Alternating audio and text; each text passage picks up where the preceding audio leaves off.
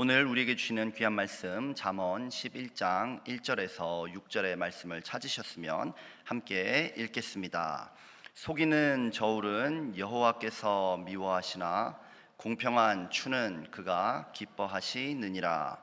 교만이 오면 욕도 오거니와 겸손한 자에게는 지혜가 있느니라. 정직한 자의 성실은 자기를 인도하거니와 사악한 자의 패역은 자기를 망하게 하느니라.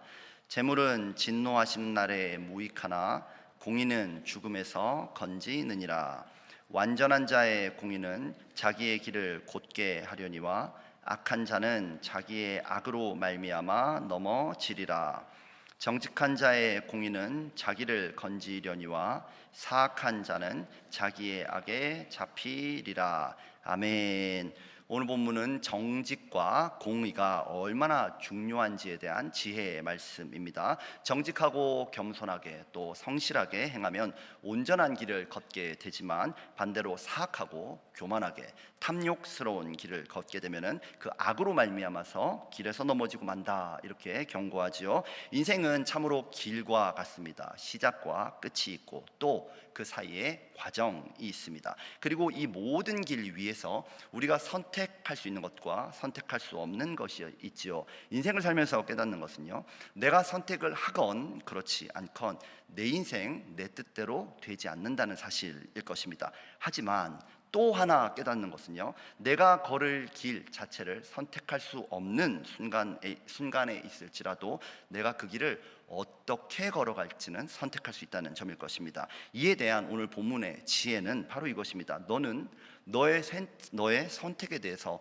반드시 책임지게 된다는 것을 명심해라. 오늘 여러분들은 어떤 길을 선택하시겠습니까? 또 그 길을 어떤 태도로 걷고자 하십니까? 이 시간 저는 공의는 자기의 길을 곧게 하려니와 라는 제목으로 말씀을 나누겠습니다. 본문을 읽을 때 우리가 쉽게 알 수 있는 내용이 있지요.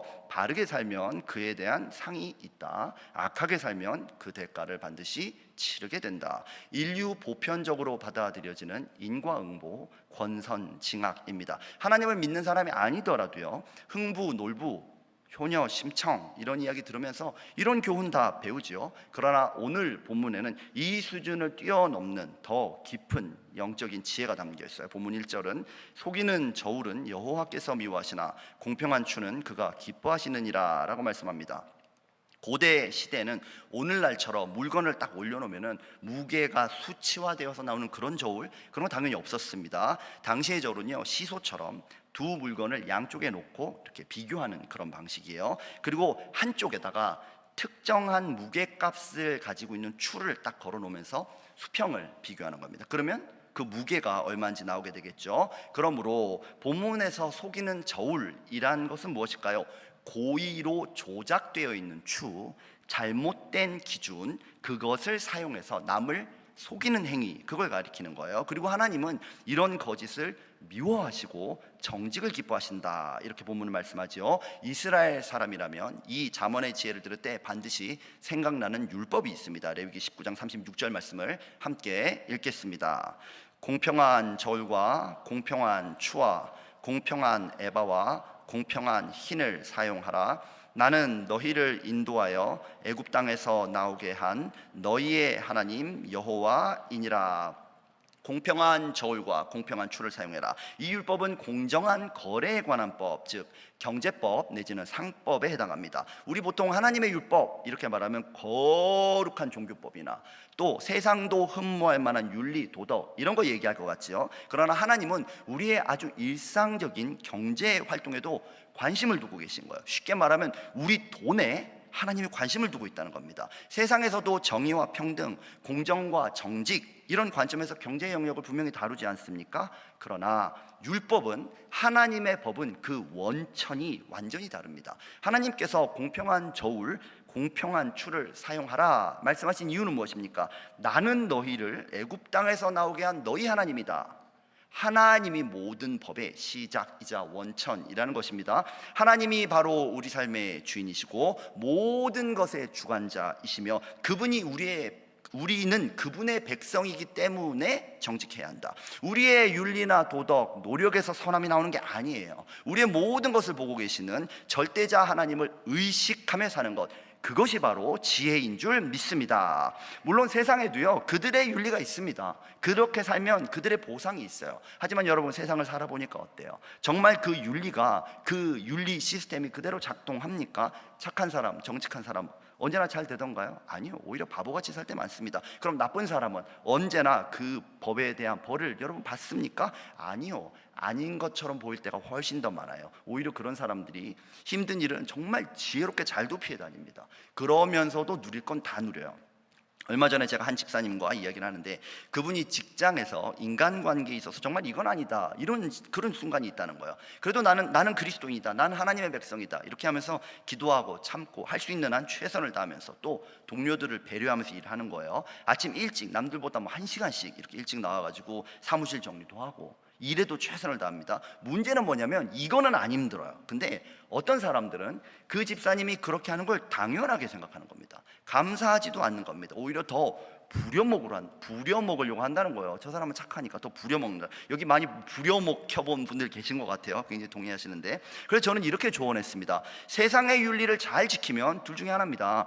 착한 사람이 되거나 바보 취급받거나. 그러나 하나님으로 인해서 견디며 정직하게 선을 행하면 그것은 하나님을 두려워하는 참 지혜입니다. 그게 왜 지혜일까요? 하나님이 기뻐하실 뿐 아니라요, 우리가 그렇게 하나님을 의식하면서 행하는 모든 시간들 동안 하늘에 계신 하나님이 우리와 동행하시기 때문입니다. 그런 점에서 오늘 본문은요, 그저 착하고 정직하게 살아라, 그런 말이 아닌 거예요. 내 삶의 모든 상황 속에서 하나님을 의식해라. 그러면 하나님과 동행하게 될 것이다. 이것이 성경의 지혜인 줄로 믿습니다. 우리 잠언 3장 6절 말씀을 여러분들이 한 목소리로 읽어보겠습니다. 너는 범사에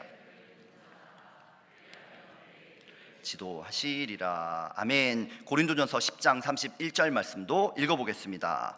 그런즉 너희가 먹든지 마시든지 무엇을 하든지 다 하나님의 영광을 위하여 하라. 아멘. 하나님의 통치를 믿으며 지금의 부당함과 답답함, 억울함 앞에 굴복하지 말고 하나님 앞에서 그분의 법을 따라가는 지혜로운 여러분 되시기를 예수님의 이름으로 축원합니다. 이 지혜를 받아들이지 않는 자는요, 결국 하나님의 통치를 받지 않겠다는 거예요. 내가 원하는 내 추, 내 뜻, 내 계획, 내 기준 따라가겠다는 그 사람은요, 하나님을 거부하는 사람입니다. 그러므로 자기 꾀로 살아보겠다는 거죠. 그래서 그런 사람을 교만한 자라고 부릅니다. 본문 2절은 교만이 오면 욕도 오거니와 겸손한 자에게는 지혜가 있느니라. 하나님의 법을 거부하는 교만한 자는요, 끝내 모욕을 당합니다. 그러나 겸손한 자는 이 지혜를 붙들고 살고자 하는 자예요. 물론 뭐 요 정도 속이는 거 괜찮아, 이렇게 하면 이 정도는 더 벌 수 있지, 이런 꾀로 자기 이속을 챙기면요, 당장 그 꾀대로 되겠죠. 그러나 이런 교만은 반드시 하나님의 심판을 받습니다. 반면 좀 우직하고 무식하게 하나님의 말씀이 그렇게 하지 말라고 하시니 나는 그 말씀을 듣겠다, 이런 겸손한 마음을 가지라는 거예요. 그러면 어떻게 되느냐? 3절, 정직한 자의 성실은 자기를 인도하거니와 사악한 자의 패역은 자기를 망하게 하느니라. 하나님 앞에 정직하게 행하면요, 마치 그 정직함과 성실이 살아있는 것처럼 내 인생길을 바른 길로, 의로운 길로 인도해 준다는 거예요. 또 일상에서 저울이나 추를 속이는 행동은요, 그게 사소한 것이라 할지라도 하나님 앞에 교만으로 여겨지기 때문에 반드시 망하는 길로 간다. 더 나아가 4절은 재물은 진노하시는 날에 무익하나 공의는 죽음에서 건지느니라 라고 하죠. 저울 좀 속이고 추 좀 속이고 번 돈으로 며칠 잘 살 수 있을지 몰라요. 어쩌면 몇 달 갈지도 모르겠습니다. 몇 년까지 갈지도 몰라요. 그런데 하나님이 진노하시는 심판의 날이 반드시 우리 인생에 있습니다. 하나님의 그 심판의 날에 그 재물이 자신을 구원할 수 있겠습니까? 아니요. 의롭게 번 재물이라고 해도 하나님의 심판을 피할 수는 없습니다. 그런데 하물며 불순종하며 하나님 앞에 교만히 행하여 벌어들인 재물로 내 인생을 구원할 수 있다? 그것이 바로 우리 인생의 어리석음입니다. 하나님 앞에 교만하게 하나님을 가벼이 여기면서 번 그런 재물이라면요, 그 돈이 무익한 수준이 아니라 오히려 그것 때문에 하나님의 심판을 받게 될 것입니다. 잠언 11장 5절에서 6절 말씀을 함께 읽어보겠습니다. 완전한 자의 공의는 자기의 길을 곧게 하려니와 악한 자는 자기의 악으로 말미암아 넘어지리라. 정직한 자의 공의는 자기를 건지려니와 사악한 자는 자기의 악에 잡히리라. 공의롭게 살고자 하는 자는요, 그 공의가 그 사람의 인생길을 곧게 만들어준다는 거예요. 그러나 반대로 악을 행하는 자는 자기가 만든 그 악에 걸려 넘어지고 자기가 만든 그 악에 사로잡히게 된다. 오늘 예배드리는 여러분들은 모두 범사에 하나님을 인정하며 믿음의 고든 길을 걷게 되시기를 축원합니다.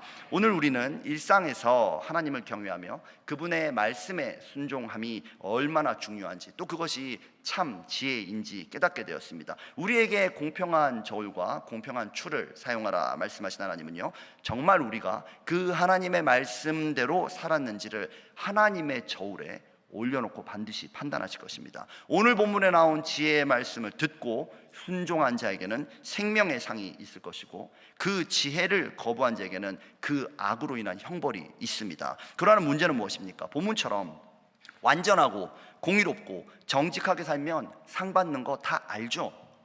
그러나 문제는 무엇입니까? 우리가 그게 잘 안 된다는 거예요. 우리는 하고 싶어도 할 수 있는 능력이 없다는 거예요. 우리의 기준으로, 우리의 기준 가지고 저울질하면요, 누구는 좀 더 무겁고, 누구는 좀 더 가볍고, 누구는 좀 더 착하고, 누구는 좀 더 악하고, 누구는 뭐 나는 저 사람보다는 낫고, 나는 저 사람보다 예배 좀 더 잘 드리고, 나는 저 사람보다 봉사도 좀 더 많이 하고, 상대적인 평가, 우리의 저울에서는 가능할지 몰라요. 그 사람과 비교했을 때, 어떤 사람과 비교했을 때는 내가 조금 더 의롭다고 상대 평가의 저울에서는 그렇게 나올지도 모르겠습니다. 세상의 저울이 그렇기 때문이에요. 그러나 하나님의 저울은 그렇지 않습니다. 여러분, 하나님의 저울은 절대 평가입니다. 하나님께서 그분의 저울에 하나님의 기준이라는 추를 놓고 우리를 판단하신다면 우리 중에 그 어떤 사람도 심판을 면치 못한다는 거예요. 상대평가 저울에서 아무리 착하고 아무리 의롭고 아무리 정직하고 아무리 잘났다고 해도 그것이 하나님의 절대평가 저울에서 하나님의 의를 충족할 수 있겠냐? 그렇지 않다는 것입니다. 로마서 3장 10절에서 12절 말씀을 읽겠습니다. 기록된 바 의인은 없나니 하나도 없으며 깨닫는 자도 없고 하나님을 찾는 자도 없고 다 치우쳐 함께 무익하게 되고 선을 행하는 자는 없나니 하나도 없도다. 우리의 의 가지고는, 저 사람보다 조금 더 나은 우리의 의 가지고는 하나님의 심판을 피할 방법이 없다는 거예요. 하나님의 저울에서 하나님의 절대 기준을 충족시키려면 딱 한 가지 방법밖에 없습니다. 바로 하나님의 의. 하나님의 의를 우리가 갖는 수밖에 없다는 거예요. 우리 노력으로 되지 않습니다. 우리 지혜로 되지 않아요. 우리 열심으로 되지 않습니다. 그래서 하나님은 하늘에 계신 우리 귀한 구주 예수 그리스도를 이 땅에 우리에게 보내주신 줄로 믿습니다. 예수님을 믿는 사람은요, 내 인생 심판의 저울에 내 의, 내 벌레 같은 내 의, 아무것도 아닌 것 같은 내 의, 그거 아니라 하나님 아들의 십자가 의를 놓겠다는 사람이에요. 예수님이 내 모든 죄를 지고 십자가에서 죽으셨음을 믿음으로 내 삶에 임하는 하나님의 의를 나는 붙들겠다, 나는 그것을 의지하겠다, 그것이 참 지혜인 줄로 믿습니다. 로마서 3장 22절 말씀을 읽겠습니다. 곧 예수 그리스도를 믿음으로 말미암아 모든 믿는 자에게 미치는 하나님의 의니 차별이 없느니라. 우리의 심판대에 예수님의 온전한 의가 놓인다는 말이에요.